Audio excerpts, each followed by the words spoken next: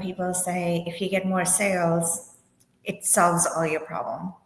Actually, it could accelerate or surface exacerbate problems you have. It could showcase all the other problems you might actually have, and it forces you to be a leader.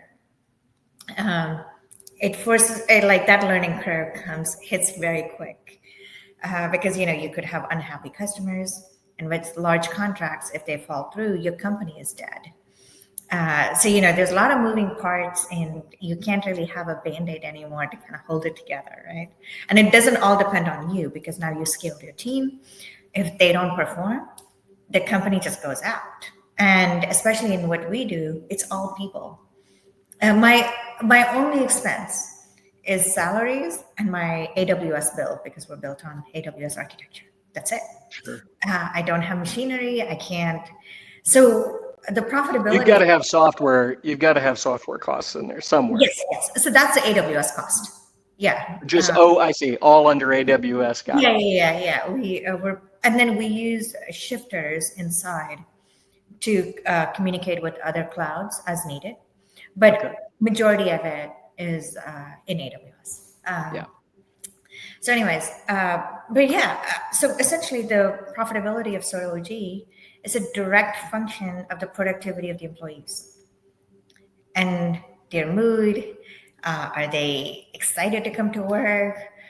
Do they, how do they find this? Like, do they enjoy their work, what they do, though they might think they do? Because, and that was hard too, because my background, while it is technical, I'm not a coder. Like, I do know coding. I just, I don't know. I just never took a big interest in it. Looking back, if someone had said, Sarah, one day you're going to be running a tech company, I might have paid more attention. I hated, I don't know what it was. Like, I love the inputs and the outputs of a program. It's just like me. I found it a little boring. Every time you run a program and it's got bugs, I felt like every time I fixed one, 100 would appear. And I was like, how is this possible? This does not make sense. So anyways, I've made bad hires. It cost the company.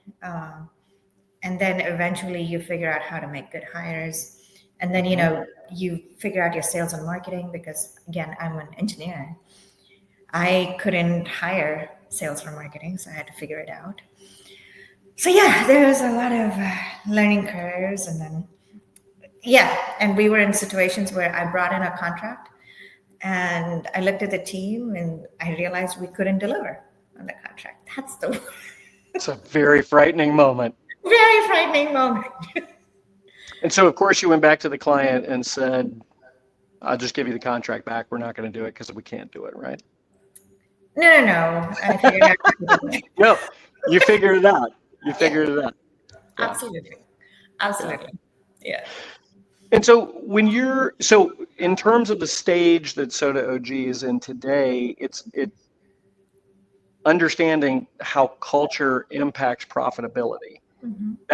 That speaks to like this concept of a service profit chain. I don't know if you're familiar with that, but the idea that if you have happy staff, that will translate to better work, which translates to happy customers, which translates to higher profitability. And so, I don't know if that was built intentionally and you feel like you knew that ahead of time, or was that an intuition for you? I think because I was an employee myself in big corporate America, I just figured, let me put myself in the employee shoes and kind of go from there. So it wasn't a gut instinct maybe, but it was more based on my experience. And again, I'm not perfect, but a few things we hold close at SOTAOG, as I alluded to, it's intelligence, hard work, and integrity.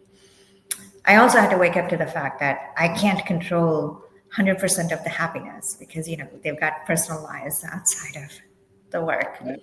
That's right. So it was also about setting few standards around the expectations and keeping that equal for everybody. Just because I joke around or I have a great relationship with one person doesn't mean they get to slide on deliverables.